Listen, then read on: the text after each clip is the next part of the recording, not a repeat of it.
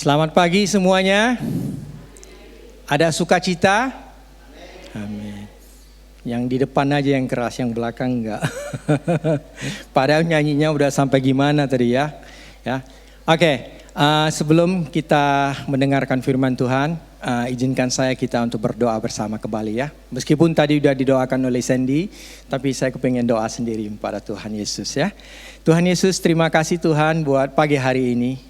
Yang begitu indah Engkau ciptakan khusus buat kami semua di sini. Tuhan, terima kasih untuk nafas kehidupan. Terima kasih untuk telah mati buat kami Tuhan. Tuhan Yesus, izinkan kami membuka hati kami semuanya masing-masing. Agar menjadi tanah yang subur. Agar firman Tuhan dapat mengubah hidup kami. Merubah cara pandang kami. Dan membuat kami hidup di dalam kebenaran akan Engkau. Di dalam nama Tuhan Yesus kami telah berdoa dan mengucap syukur. Haleluya. Amin. Amin. Baik. Hari ini khotbah saya beri judul Kasih Tanpa Syarat. Saya mau memulai dengan satu kisah, yaitu ada seorang pemuda yang tertunduk lusuh karena dia dijatuhkan hukuman gantung karena telah berbuat kesalahan yang fatal. Dia nggak berpikir bahwa akhirnya akan sampai begini, tetapi alhasil semuanya sudah terlambat. Jatuhan hukuman mati telah ditentukan. Para argojo sudah siap untuk mengikatnya dan untuk dipersiapkan di tiang gantungan. Pemuda ini tertunduk dan hanya memikirkan sedih. Kenapa ya? Selalu terlambat ya sedihnya ya. Mendingan sebelum melakukan makanya pikir dulu. Tapi dia sudah terlambat. Dia hanya mikirkan, aduh tinggal mama saya. Pasti dia sangat sedih. Karena saya anak satu-satunya. Dan papanya sudah tidak ada lagi.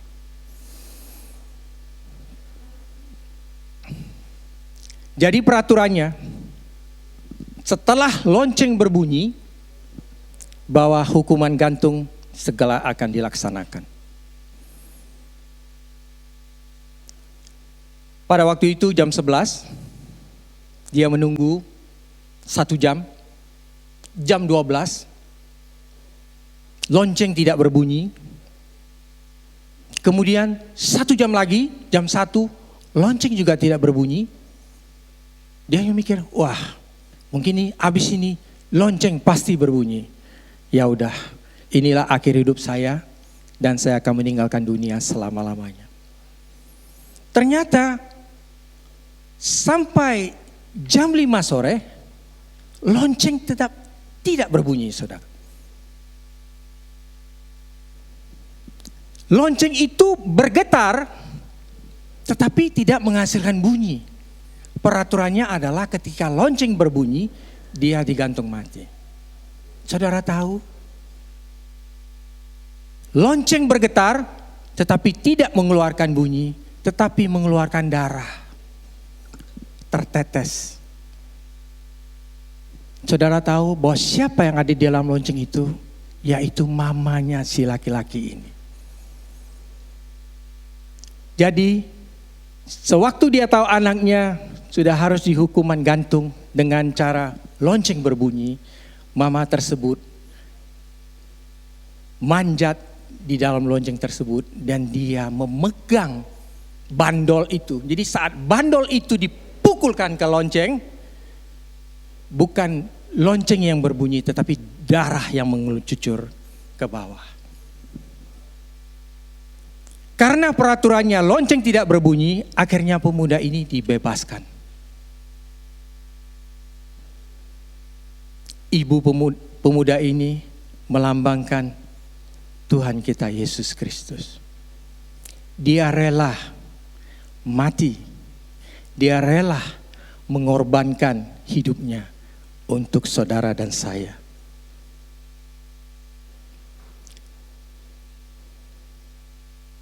Kalau seandainya Tuhan Yesus tidak naik ke kayu salib, kitalah yang harus menanggung dosa kita.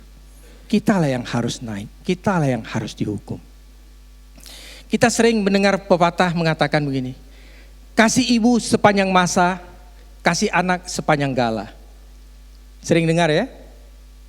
Apa artinya? Menggambarkan betapa cinta seorang ibu yang tidak mengenal waktu dan ruang, sedangkan balasan dari anak seringkali terbatas. Tapi memang kita sebagai anak tidak mungkin bisa membalas kasih ibu sepenuhnya. Seuhau-uhaunya kita bisa membalas dengan kebaikan. Tetapi kebaikan yang kita bisa balasannya kepada anak kita. Jadi saya ingatkan, selagi kita punya masih orang tua, berbaktilah buat orang tua kita ya, yang telah melahirkan kita. Menaruh nyawa untuk hidup kita. Tetapi Anayoti mengatakan, kasih Tuhan tanpa syarat, tak terbatas, tak berujung dalam ruang, luas ataupun ukuran, mustahil untuk diukur atau dihitung. Itulah kasih Tuhan kita, tanpa syarat, tidak bisa diukur dengan apapun juga. Sebenarnya apa itu kasih? Kasih artinya memberikan diri kepada orang lain. Mengutamakan kebutuhan orang lain daripada kebutuhan kita sendiri. Kasih selalu berhubungan antara satu dengan yang lain. Tapi kalau kasih mengasihi diri sendiri, itu bukan kasih namanya, itu egois. Firman Tuhan mengatakan Allah adalah kasih. Orang Yunani membagi ada 4 jenis kasih. Ya, yang pertama adalah kasih storge, yaitu kasih dalam keluarga antara orang tua dan anak saudara kandung. Yang kedua ada kasih filia atau filio, kasih persaudaraan yang melebihi ikatan keluarga, sesama teman atau sahabat. Yang ketiga adalah kasih eros, yaitu kasih cinta atau romantis antara suami istri ya, yang sudah menikah, yang belum nggak boleh. Dan yang keempat yaitu kasih agape, yaitu kasih yang tertinggi, yaitu kasih Allah kepada manusia melalui pengorbanannya, yaitu Tuhan Yesus untuk mati di kayu salib untuk menebus dosa manusia tanpa syarat. Nah, hari ini firman Tuhan terambil dari Yohanes 18 ayat 1 sampai 11, yaitu menceritakan, LAI memberi judul yaitu Yesus ditangkap ya. Tapi saya mengatakan Yesus bukan ditangkap, tapi Yesus menyerahkan dirinya untuk ditangkap. Ya. Lalu kita akan melihat bagaimana sikap dan respon kita terhadap Tuhan Yesus yang telah begitu kasih kepada kita dalam kehidupan kita sehari-hari. Firman Tuhan dari Yohanes 18 ayat 1 sampai 11. Setelah Yesus mengatakan semuanya itu, keluarlah ia dari situ bersama-sama dengan murid-muridnya, dan mereka pergi ke seberang sungai Kidron. Di situ ada suatu taman, dan ia masuk ke taman itu bersama-sama dengan murid-muridnya. Yudas yang mengkhianati Yesus tahu juga tempat itu, karena Yesus sering berkumpul di situ dengan murid-muridnya. Maka datanglah Yudas ke situ dengan sepasukan prajurit dan penjaga-penjaga bait Allah yang disuruh oleh imam-imam kepala dan orang-orang Farisi, lengkap dengan lentara, suluh dan senjata. Maka Yesus yang tahu semua yang akan menimpa dirinya maju ke depan dan berkata kepada mereka, "Siapakah yang kamu cari?" Jawab mereka, "Yesus dari Nazaret." Katanya kepada mereka, "Akulah dia." Yesus mengkhianati dia berdiri juga di situ bersama-sama mereka. Ketika ia berkata kepada mereka, "Akulah dia," mundurlah mereka dan jatuh ke tanah. Maka ia bertanya pula, "Siapakah yang kamu cari?" Kata mereka, "Yesus dari Nazaret." Jawab Yesus, "Telah kukatakan kepadamu, akulah dia. Jika aku yang kamu cari, biarkanlah mereka ini pergi." Demikianlah hendaknya supaya genaplah firman yang telah dikatakannya, dari mereka yang engkau serahkan kepadaku, tidak seorang pun yang kubiarkan binasa.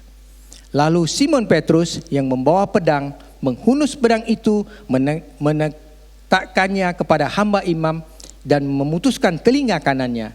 Nama hamba itu Malkus. Kata Yesus kepada Petrus, sarungkan pedangmu itu. Bukankah aku harus minum cawan yang diberikan Bapa kepadaku? Demikianlah firman Tuhan. Bapak Ibu Saudara sekalian, konteks daripada firman yang baru kita baca ini adalah, yaitu setelah Yesus selesai berdoa, yaitu di bab Yohanes 17 yang sebelumnya, yaitu merupakan doa yang terpanjang, yaitu 26 ayat yang terbagi dengan 3 bagian, yaitu waktu Yesus berdoa untuk dirinya sendiri, dan juga Yesus berdoa untuk para murid-muridnya, dan yang ketiga dia juga berdoa untuk kita yang percaya karena pemberitaan dari murid-murid itu. Ya. Dan sebagai informasi bagi kita bahwa pada saat berdoa itu Yudas sudah tidak ada bersama mereka. Jadi Yudas itu meninggalkan Yesus dan murid-muridnya, yaitu setelah Yesus membasuh kaki murid-muridnya. Ingat ya, di Yohanes 13 ya, Yesus membasuh kaki para murid-muridnya. Saudara bayangkan, Yesus yang Tuhan yang Maha Tahu, dia tahu Yudas yang akan mengkhianati dia hanya dengan 30 keping perak, dan juga siapa? Petrus yang akan mengkhianati dia. Menyangkal dia maksud saya, sebelum ayam berkokok 3 kali. Tetapi Tuhan Yesus tetap menyuci kaki mereka. Di ayat pertama dikatakan, setelah Yesus mengatakan semuanya itu, yaitu habis berdoa, lalu mereka keluar dari ruangan atas menuju ke seberang sungai Kidron. Di situ ada suatu taman, tetapi Yohanes tidak menceritakan dan tidak mengatakan bahwa itu adalah sebenarnya Taman Getsemani ya. Ya, tidak diceritakan oleh Yohanes, tetapi di Injil sinoptik yang lain yaitu Matius, Markus dan Lukas menceritakan bahwa itu adalah Taman Getsemani. Ya. Taman ini sering Tuhan Yesus pergi bersama-sama dengan muridnya, termasuk Yudas. Ya, mereka sering di sana berkumpul bersama, berfellowship dan berdoa ya. Nah, Injil Yohanes ini tidak menceritakan pergumulan tentang Tuhan Yesus di Taman Getsemani ini. Ada beberapa hal yang tidak diceritakan.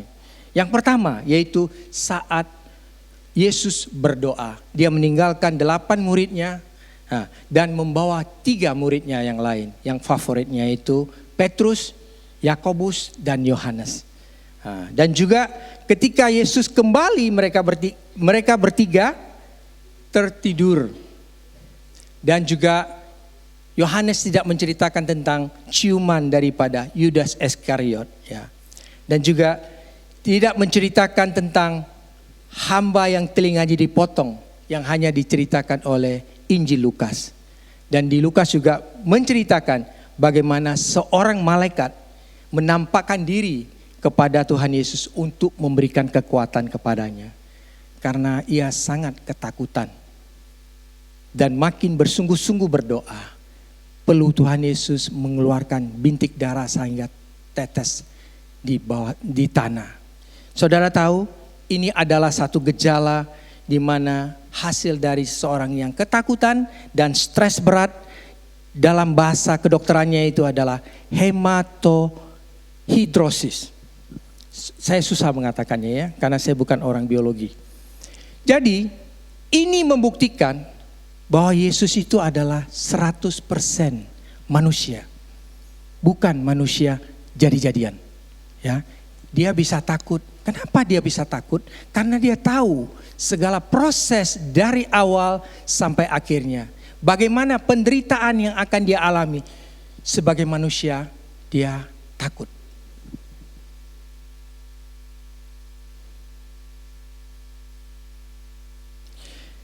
Di dalam Injil, ketiga Injil sinoptik menceritakan bagaimana Tuhan Yesus berdoa kepada Bapa agar cawan ini berlalu daripadanya. Karena kita tahu yang saya katakan tadi, Yesus itu adalah 100% manusia dan 100% Tuhan. Dia sebagai manusia, dia tahu bagaimana sakitnya, penderitaan yang akan dia alami.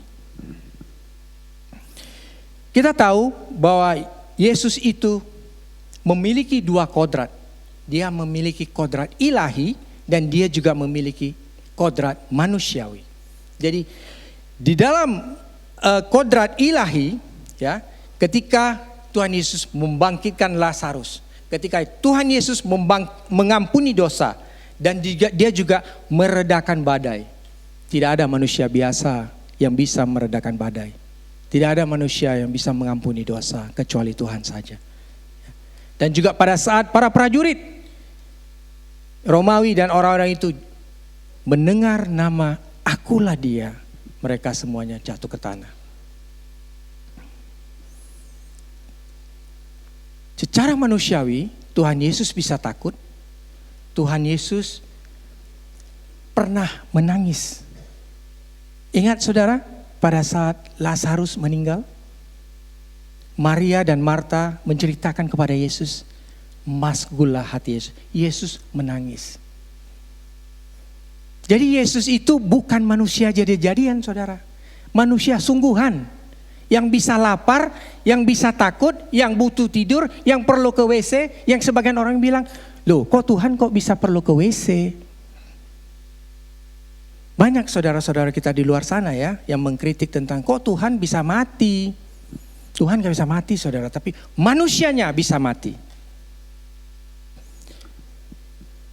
Saya minta Michelle menunjukkan satu gambar ya.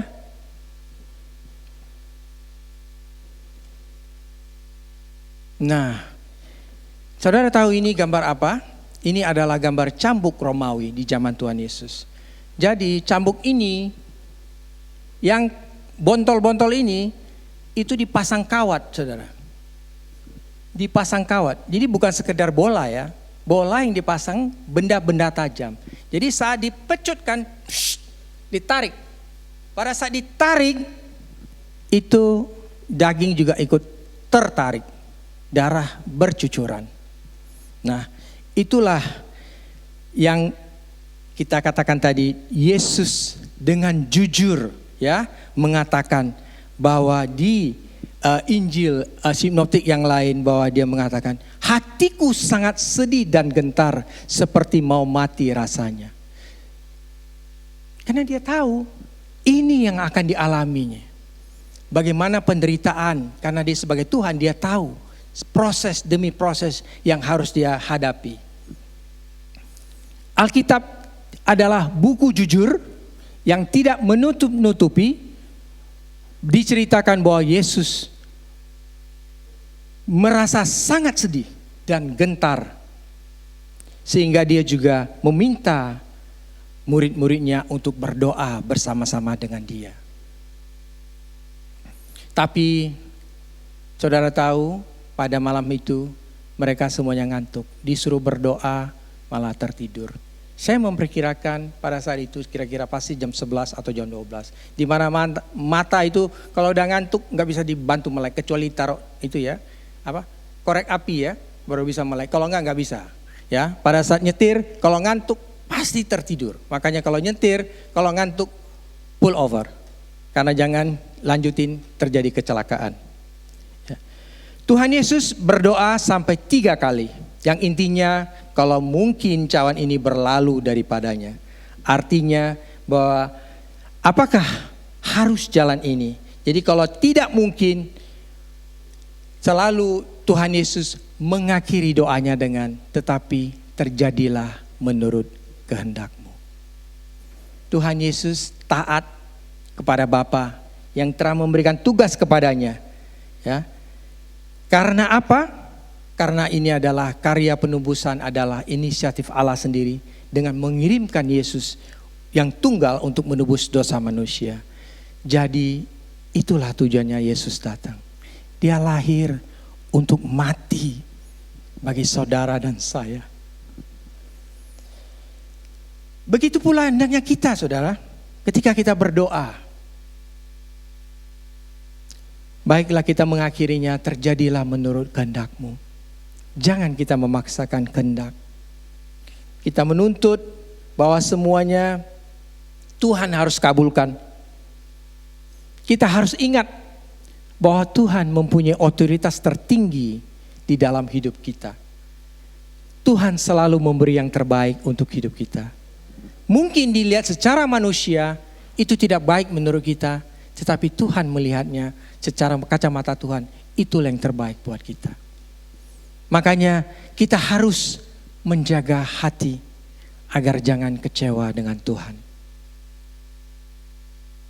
Yohanes 3 ayat 16, firman Tuhan berkata, karena begitu besar kasih Allah akan dunia ini, sehingga ia telah mengaruniakan anaknya yang tunggal, supaya setiap orang yang percaya kepadanya tidak binasa, melainkan beroleh hidup yang kekal.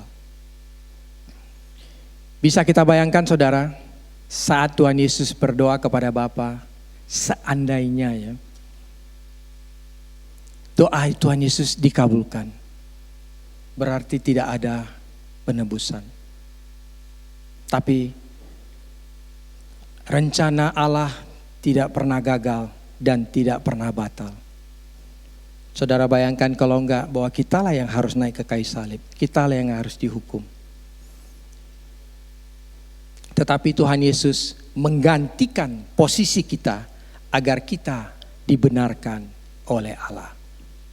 Filipi 2 ayat 6 sampai 8, firman Tuhan mengatakan begini, yang walaupun dalam rupa Allah tidak menganggap kesetaraan dengan Allah itu sebagai milik yang harus dipertahankan, melainkan telah mengosongkan dirinya sendiri dan mengambil rupa sebagai seorang hamba dan menjadi sama dengan manusia.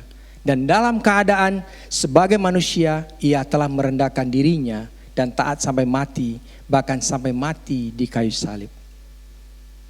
Tuhan Yesus telah mengosongkan dirinya, mengambil rupa sebagai seorang hamba, menjadi sama dengan manusia, yang artinya dia tidak memakai kemuliaannya atau keilahiannya. Tetapi bukan berarti dia berhenti menjadi Tuhan. Tuhan tidak pernah bisa berhenti menjadi Tuhan, meskipun dia berinkarnasi menjadi manusia. Ya. Pernah nggak saudara berpikir, apakah kalau Tuhan tidak mengosongkan diri, manusia mana yang bisa menangkap dan menyalibkan dia? Tidak ada. F.B. Meyer mengatakan bahwa Allah mengosongkan dirinya, yaitu menolak untuk menggunakan sifat-sifat ilahinya agar dapat mengajarkan arti ketergantungan mutlak kepada Bapa. Sebagai hamba, dia mematuhi hukum-hukum Allah yang bersumber dari dirinya. Tapi banyak orang menjadi sombong ketika sudah menjadi sukses dan kaya. Ketika punya jabatan, sering menggunakan jabatannya, memamerkan kekuasaan dan sebagainya. Kita sering mendengar ya, kamu tahu siapa saya? Belum tahu ya siapa saya? Emangnya kamu siapa ya? Tapi itulah yang terjadi. Sering memandang rendah orang lain. Karena ada satu posisi, ada satu kuasa, ada satu harta. Karena sukses, karena hartanya banyak, dia menganggap orang lain rendah. Saya memberikan tips saudara, agar kita jangan menjadi sombong. Agar kita jangan memandang diri orang lain, merasa diri lebih penting, merasa diri lebih hebat. Ingat, di saat itu mau menggoda kita, ingatlah selalu Yohanes 13, yaitu Yesus, Almighty God, Tuhan semesta alam, membasuh kaki para murid-muridnya. Saudara tahu, yang membasuh kaki itu bukan sekedar manusia, tapi hamba. Saudara tahu ya, di Israel itu adalah pekerjaan yang paling hina dan paling bawah. Orang Israel aja tidak mau melakukan, harus budak yang melakukan. Tetapi Tuhan Yesus mengambil posisi itu untuk mencuci kaki para murid-muridnya. Siapakah kita? sehingga kita menjadi begitu sombong karena harta kita, karena sukses kita. Kalau bukan Tuhan yang memberikan kita kepintaran, apakah kita semuanya bisa kita capai? Jangan banyak-banyak, satu urat saja dibikin malfunction. Saudara sudah kayak begini, stroke. Tetapi orang banyak beranggapan bahwa semua karena dia, semua karena saya. Tuhan Yesus saja tidak pernah memamerkan kekuasaannya. Dia bisa saja berkata kepada orang-orang yang mau menangkapnya, kamu tidak tahu siapa saya. Tapi dia bukan berkata begitu. Tuhan Yesus bertanya, siapa yang kamu cari? Waktu dia tanya, siapa yang kamu cari? Tumbang semua. Saudara tahu bahwa ketika mereka tumbang, yaitu di dalam bahasa Ibrani, Yunaninya, waktu Yesus mengatakan, menjawab, akulah dia, dalam bahasa Yunaninya adalah ego eimi. Ego eimi adalah bahasa yang dipakai juga di saat Musa menanyakan namanya Tuhan Allah di Keluaran 3 ayat 14. Ya, dia tanya, siapakah Tuhan? Aku adalah aku. Jadi kata yang dipakai bahasa Yunani itu sama, ego eimi. Nama Tuhan sangat berkuasa. Bahwa Yesus adalah Tuhan itu sendiri yang menjadi manusia, yang mengambil rupa manusia. Satu mukjizat yang terjadi dikala Tuhan Yesus berkata begitu, mereka semuanya tumbang. Karena nama Tuhan sungguh berkuasa. Ingat bahwa pada saat pelayanan Tuhan Yesus pernah mengusir roh jahat yang memasuki orang Gerasa di pekuburan. Yaitu di Markus 5 ayat 6 sampai 7. Ketika waktu Yesus datang,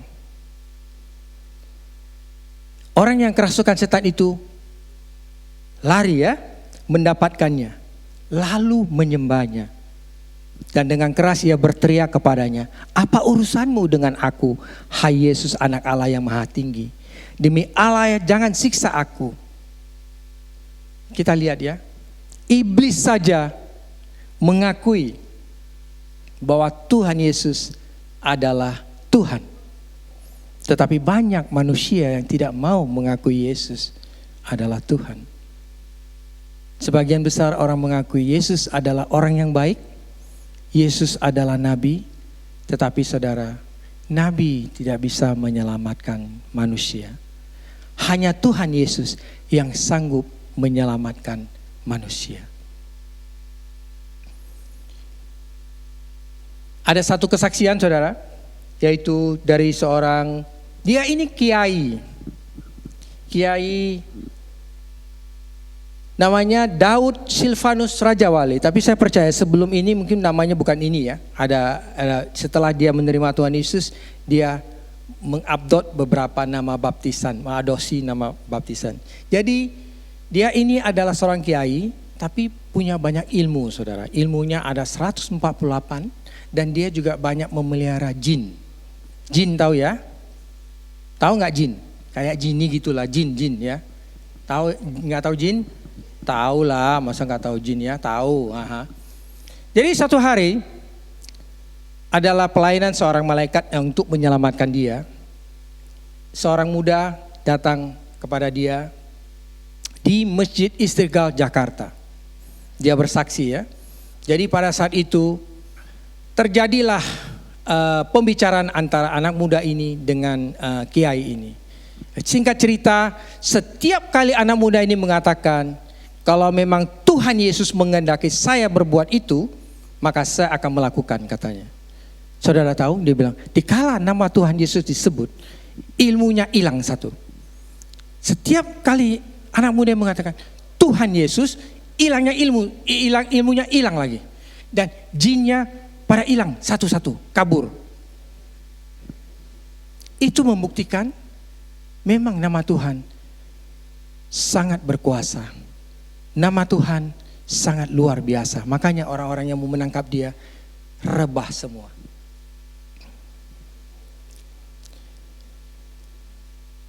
Tetapi untuk ayat yang kedua, ayat yang ketujuh maksud saya, maka ia bertanya pula, siapakah yang kamu cari? Ini untuk yang kedua kalinya. Ketika yang untuk kedua kalinya, lalu jawab Yesus, telah kukatakan kepadamu, akulah dia. Jika aku yang kamu cari, biarkanlah mereka ini pergi. Saudara tahu bahwa pertanyaan kedua ini adalah di mana Yesus, ya, upaya untuk melindungi para murid-muridnya agar mereka juga tidak ditangkap, tidak terseret kepada peristiwa penangkapan Tuhan Yesus, yaitu untuk menggenapi firman yang telah disampaikannya, bahwa dari mereka yang engkau serahkan kepadaku tidak ada seorang pun yang kubiarkan binasa. Tuhan Yesus siap menanggung segala penderitaan, masih bisa membela dan melindungi para murid-muridnya. Tetapi Simon Petrus waktu itu membawa pedang dan menghunuskan pedangnya sehingga kenalah telinga kanan sebelah hamba Tuhan, imam besar itu. Ya. Apa kata Tuhan Yesus kepadanya? Sarungkanlah pedangmu itu. Bukankah aku harus minum cawan yang diberikan Bapa kepadaku? Ayat ini ialah ayat di mana kita mengetahui bahwa hamba besar itu yang memotong adalah Petrus dan yang dipotong adalah Malkus, bukan Markus ya, Malkus. Jadi di Injil yang ketiga itu tidak diceritakan siapa yang motong. Jadi luar biasa ya, kalau kita baca firman Tuhan, kita kadang harus membaca secara keseluruhan sehingga memberikan satu picture yang besar, yang jelas bagi kita, peristiwa yang terjadi pada saat penangkapan itu. Di Injil Lukas juga di 22 diceritakan pada saat Petrus memutuskan telinga kanan hamba imam besar itu, Tuhan Yesus menjamah telinganya dan menyembuhkannya. Sungguh kasih yang tanpa syarat. Orang-orang itu datang untuk menangkap dia, dan setelah telinganya dipotong, Tuhan Yesus mengambil telinganya dan menempelkan kembalinya dan menjadi sembuh. Saudara tahu itu konon. Menurut tradisi Yahudi mereka mengatakan Malkus akhirnya menjadi orang percaya karena mukjizat yang terjadi dalam dirinya. Memang tidak tercatat di dalam Alkitab. Nah.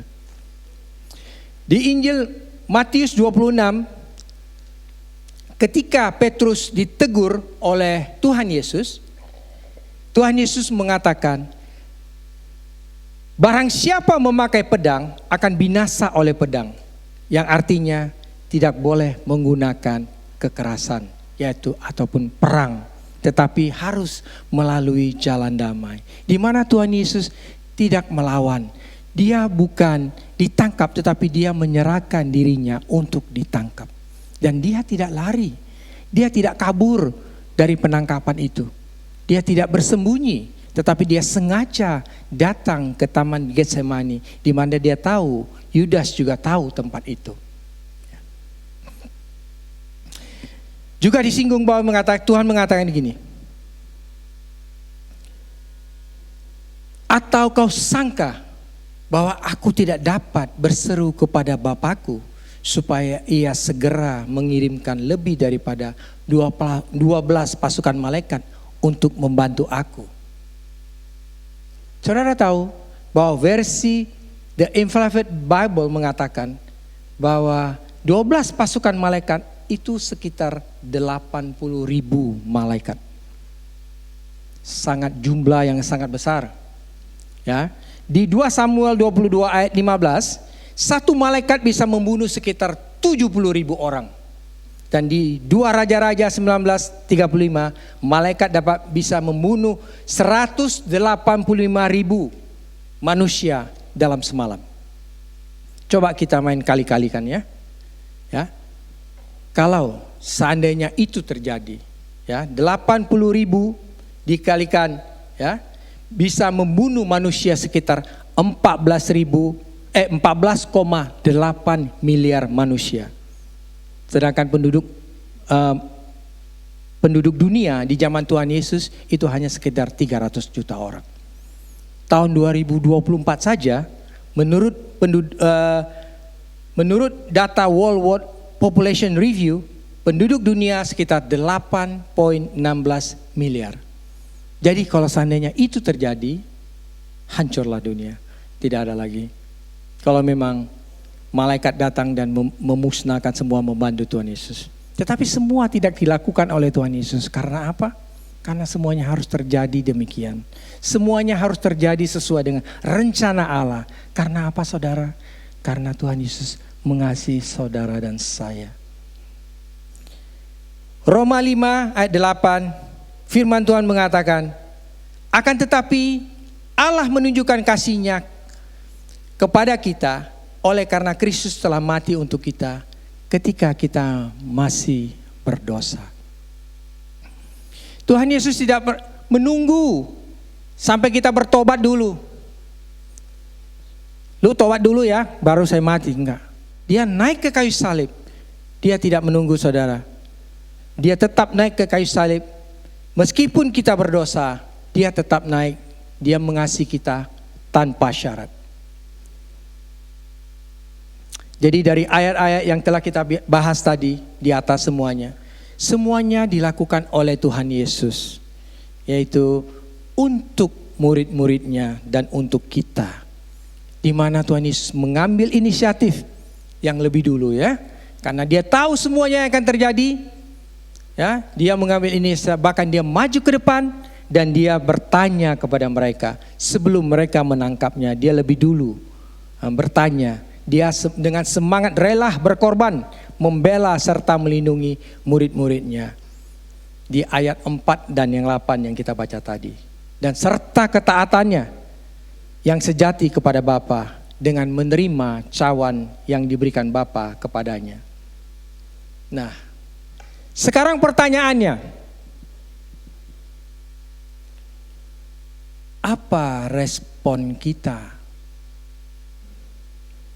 terhadap semua pengorbanan yang Tuhan Yesus lakukan untuk kita?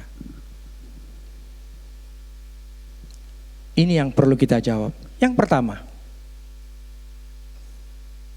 kita harus bertobat sungguh-sungguh setiap hari dengan berhenti berbuat dosa dan mengejar kekudusan.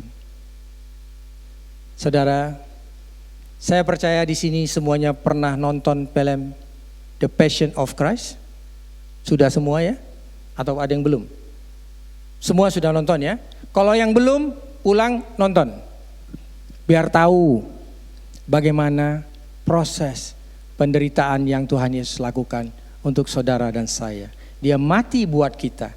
Dan apa balasan kita?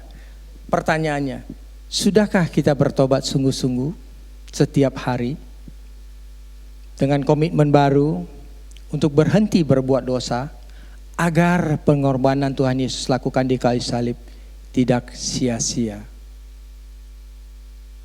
Mari kita periksa hidup kita sampai hari ini.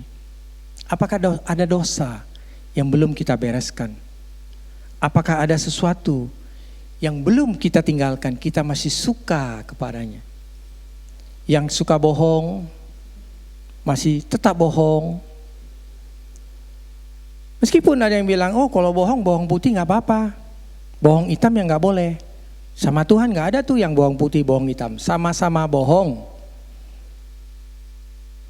Yang suka mencuri waktu di tempat kerja 5 menit, 10 menit, 20 menit. Yang suka masih bicara kotor.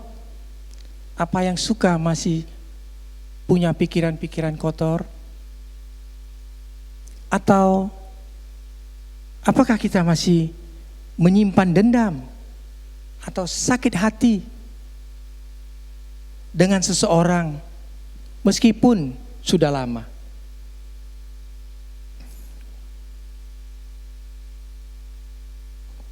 Kalau Roh Kudus mengingatkan kita, meskipun itu sudah lama, mari kita ambil tindakan.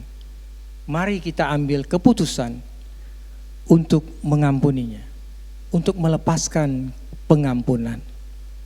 Banyak orang mengatakan, enak saja orang yang begini, yang udah menyakiti hati saya. Sakitnya di sini loh. Sakit banget. Tiap hari dipikirkan, makan susah, tidur gak nyenyak. Enak aja diampuni begitu saja. Saudara tahu, dikala saudara mengampuni orang, saudara melepaskan segala beban yang membuat saudara itu stres. Bukan enak bagi dia, orang yang kita ampuni. Tidak, enak bagi dirimu. Di saat kamu mengampuni itu, relief. Tetapi orang banyak tidak merasakan begitu. Enak saja diampuni. Sakit loh. Sakit. Ngerti sakit. Ya. Orang yang menyakiti kita, tidur nyenyak, makan enak, tapi kita yang disakiti gak bisa tidur, makan gak enak. Siapa yang rugi? Yang dia atau kita? Kita yang rugi. Tapi banyak manusia berpikir enak di sana. Kadang yang menyakiti kita lupa sudah menyakiti kita. Aduh, benar nggak? Benar atau enggak?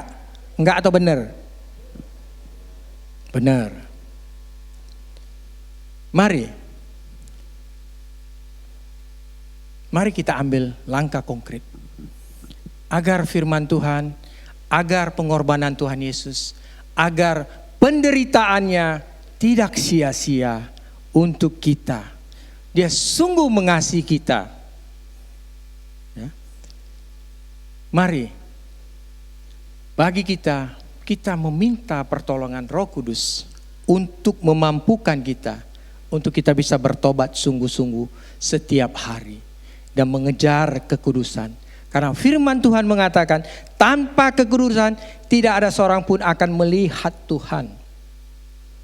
Tidak ada kata terlambat, tidak ada kata kaladuarsa. Oh, udah lama itu. Enggak. Kalau Roh Kudus mengingatkan kita, bereskan. Percayalah, setelah Anda bereskan, berkat Tuhan melimpah dan semua apapun yang engkau cita-citakan, Tuhan akan lihat. Tuhan akan luruskan. Itu yang pertama. Dan yang kedua, mengasihi Tuhan tanpa syarat dan menjadi pelaku firman. Tuhan Yesus telah all out untuk kita. Dia mati buat kita. Ya, dia mengasihi kita tanpa syarat. Bahkan sebelum kita bertobat, dia sudah mati buat kita. Bukankah kita juga harus mengasihi Tuhan tanpa syarat? Bukan karena semuanya baik ya, bisnis lancar, anak sehat, kerjaan bagus ya, rumah tangga rukun, semuanya baik-baik, puji Tuhan. Tapi dikala sesuatu yang tidak baik terjadi, kita bersungut-sungut. Gimana sih Tuhan? Janjinya mana nih? Kok sakit-sakitan ini? Makan gak enak nih, gimana? Apakah itu? Apakah kita mengasihi Tuhan karena hanya Tuhan baik gitu? Atau keadaan kita baik? Mari kita periksa motivasi kita menjadi anak-anak Tuhan. Apakah motivasi kita mengasihi Tuhan itu murni? Atau karena ada udang di balik rempeyek? Karena hanya mau diberkati Tuhan. Karena takut atau mungkin karena takut masuk neraka. Apakah hanya itu? Karena takut masuk neraka? Atau karena kita tidak bisa terpisah dari Tuhan? Karena kita tidak bisa hidup tanpa Tuhan? Nah, seberapa dalam, seberapa cinta kita kepada Tuhan, Tuhan tahu. Tuhan tidak bisa dibohong. Ketika kita melayani, apakah kita melayani untuk kemuliaan Tuhan? Apakah kita melayani Tuhan untuk kemuliaan diri kita sendiri? Ingat, jangan mencuri kemuliaan Tuhan. Dan jangan menjadi gila hormat dengan cara berusaha dengan diri kita sendiri. Percayalah, kalau Tuhan mau angkat kita, ada waktunya. Percayalah. Tidak perlu kita mencuri. Tidak perlu kita mencari dengan kekuatan kita sendiri. Saya tidak berbicara melayani hanya di gereja ya. kita di luar sana juga kita melayani Tuhan. Di saat kita bekerja, kita melayani Tuhan. Ya, di saat kita di rumah, kita juga di rumah melayani suami, melayani istri, untuk anak-anak dan semuanya. Itu semuanya pelayanan. Saya tidak berbicara hanya di dalam gereja, tidak. Tapi semua yang kita lakukan, bukankah Tuhan Yesus pernah berkata, apapun yang telah kau lakukan untuk orang yang paling hina ini, engkau telah melakukannya untuk aku. Ingat firman itu? Ingat ya?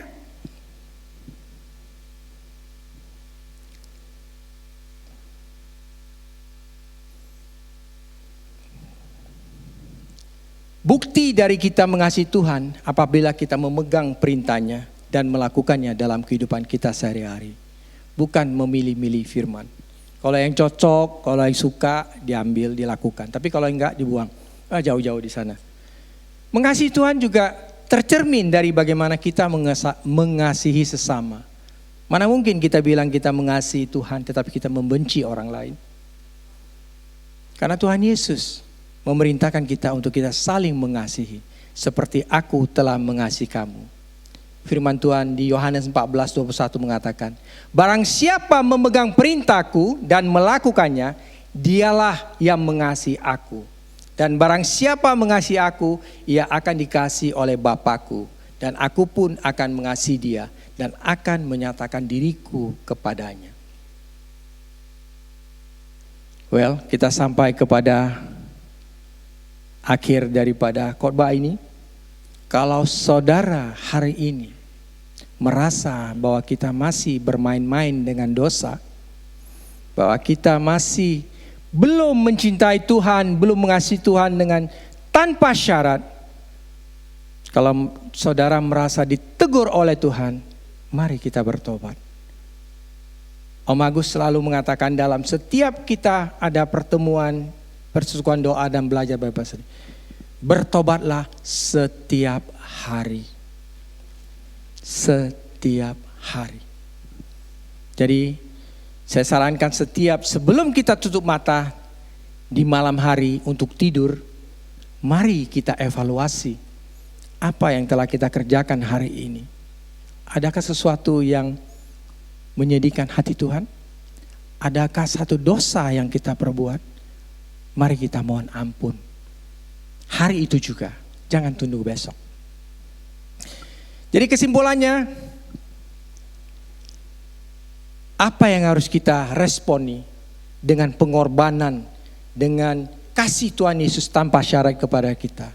Yaitu pertama, yaitu kita bertobat sungguh-sungguh setiap hari dengan berhenti berbuat dosa dan mengejar kekudusan. Dan yang kedua, mari kita mengasihi Tuhan juga dengan tanpa syarat dan menjadi pelaku firman. Karena firman itu kalau sekedar hanya didengar, hanya dihafal, dia tidak melakukan apa-apa. Sebelum kita melakukannya, mari saudara. Ya, saya tutup dengan satu quote dari Franklin Graham. Dia mengatakan gini, tidak peduli badai apapun yang Anda hadapi, Anda perlu tahu bahwa Tuhan mengasihi Anda dan Dia tidak akan meninggalkanmu. Ingat, Tuhan mencintai kita dengan kasih-Nya tanpa syarat dan kita pun harus membalas cintanya dengan kasih tanpa syarat. Amin. Mari kita berdoa. Tuhan Yesus, terima kasih Tuhan untuk firman-Mu yang telah Kau sampaikan melalui hamba-Mu ini Tuhan. Biarlah firman-Mu ini bisa menyadarkan kami betapa Engkau sungguh Allah yang luar biasa, Allah yang penuh kasih, Allah yang mengasihi kami tanpa syarat. Tuhan, terima kasih telah mau mati buat kami. Tuhan, mampukan kami dengan Roh Kudus-Mu agar kami sungguh-sungguh bertobat Tuhan. Sungguh-sungguh untuk mengasihi Engkau dengan tanpa syarat dan mengejar kekudusan dan menjadi pelaku firman di dalam hidup kami sehari-hari. Sehingga pengorbanan-Mu yang mati di kayu salib tidak menjadi sia-sia. Di dalam nama Tuhan Yesus kami telah berdoa dan mengucap syukur. Haleluya. Amin.